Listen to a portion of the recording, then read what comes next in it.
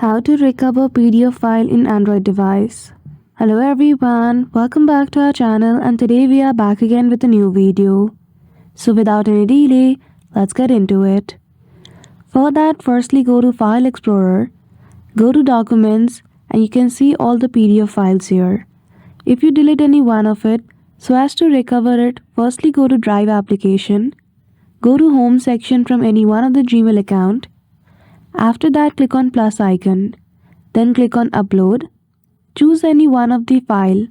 You can go to Documents and choose any PDF file which you want to recover. Click on Select and wait for a while. In short period of time, the PDF file will be uploaded in your Gmail account. You can check the progress in your notification bar.